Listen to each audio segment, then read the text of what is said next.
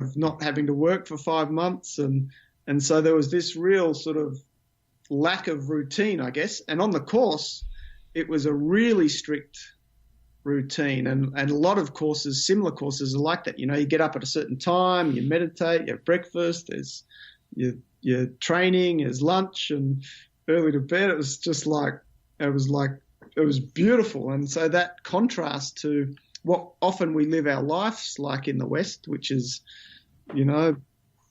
almost lack of routine. We're up late at night one night, we're skip lunch the next, and that was also a really profound impact on just the benefit of having those daily rituals, daily habits, and how that affected how clear you do start to think. Yeah. Those sort of routines are in place. Yeah. Yeah, mate, I think it if anyone had the chance to do something like that, would be, obviously almost life-changing in some respects. Before we go, I'm not going to glaze over the book. The book, Ancient Wisdom, mate, the success of that book, did you have any idea of how successful or how well taken that book would become? You never do entirely. But I had a sense of it, and I guess I don't really take credit for most of it.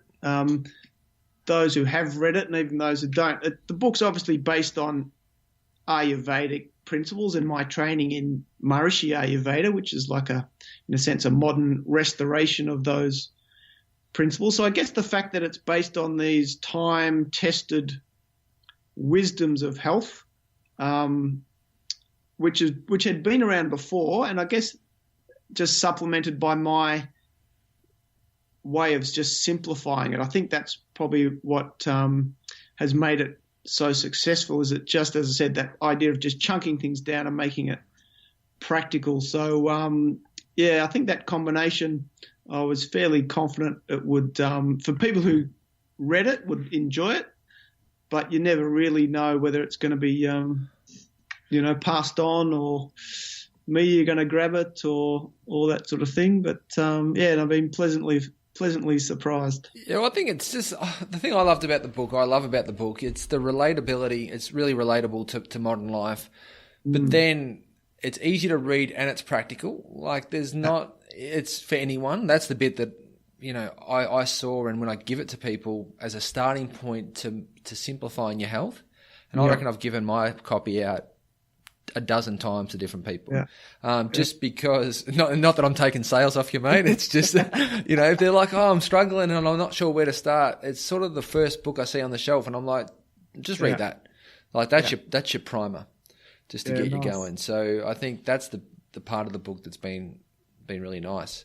And from there, Mark, you've sort of transitioned. I think you've got an online book happening now and a couple of online courses. Like, what's that progression been like? Especially, I guess, from such a great starting point and a profound book that now you're moving, and obviously moving with the online community.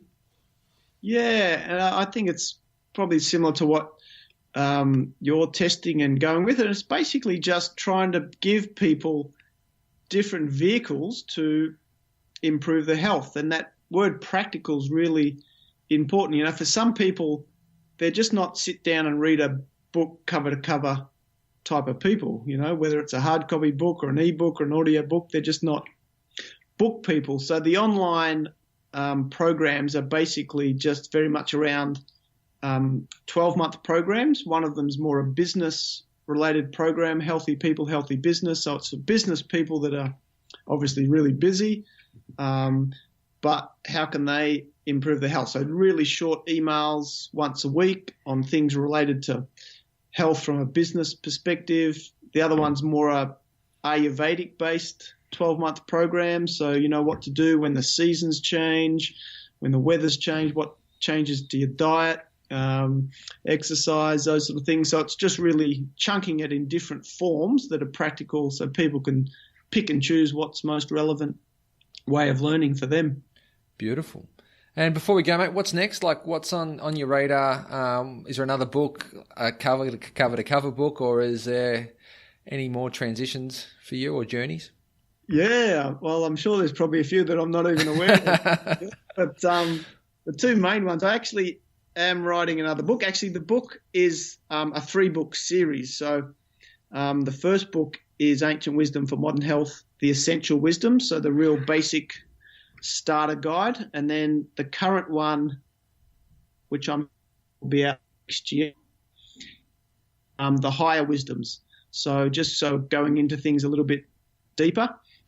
So that's quite exciting. And the other thing is just a transition into the charity world. So with the TM teaching, that's been really, really fulfilling on an individual basis. It's been very much with sort of businessy type people, but I'm now the CEO of a foundation called the David Lynch Foundation, which basically tries to bring the TM meditation to those that can't afford it and those that otherwise wouldn't have the opportunity. So people particularly suffering toxic stress and trauma. So, war veterans coming back with PTSD, or women suffering domestic violence, kids from sort of difficult family backgrounds, and sort of giving them the chance to transcend and heal a bit of that stress and trauma and get back to living a healthy, happy life, hopefully. So, they're the 2 big ones on the horizon. And this, I think, not to cut this short, the David Lynch Foundation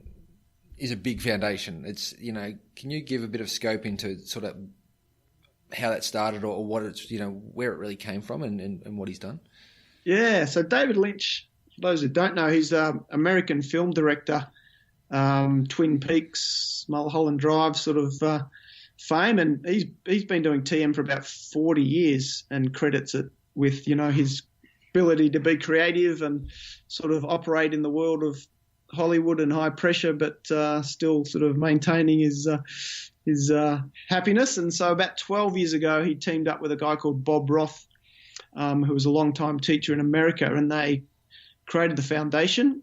And over 12 years have now paid for about 600,000 kids and adults to basically learn free, and now getting a lot of government grants. So in the US, the data is now so profound that when kids do transcend and can meditate, people suffering trauma, that the benefits in terms of saving costs to the government and just general life benefits is so profound. They're getting a lot of grants now. So with that sort of success, they're now sort of obviously trying to open up other chapters in various countries of the world. So there's about 35 different countries now that have a foundation, and Australia is one of the new ones. So I'm heading that up and see what we can do over the next few years to bring it to those that need it here. For most normal people, that would be a full-time job, but you're going to just pack that in with a bit of speaking and some teaching of your own. Yeah, well, I am lucky. The speaking pays the bills, and the foundation stuff is obviously voluntary at the time being, but definitely fulfilling, and try and keep a good balance. And the book pays for the journeys. That's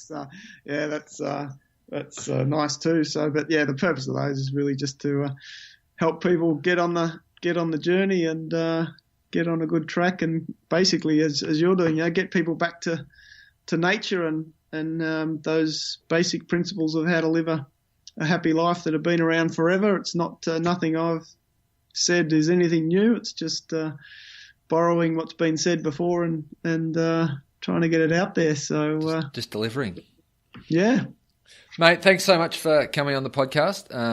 It's been an amazing hour. It's been insightful, so I've really loved it. Pleasure, buddy, and congratulations to you and what you're doing, and it's a really great thing. So all success. Okay, so that was Mark. Apologies for any of the static that you got in that conversation. First Skype one, still getting some gremlins out, so it'll get better, but the quality of person I can get from doing it via Skype sometimes, I think, is worth it. So yeah, sorry about that. That's cool. Mark's amazing. If you get a chance, grab his book, get his website. If you're a leader, have a chat about trying to get into your business. It's well worth your investment. So I hope you like that one. We'll talk to you next week. You're listening to Conscious Conversations.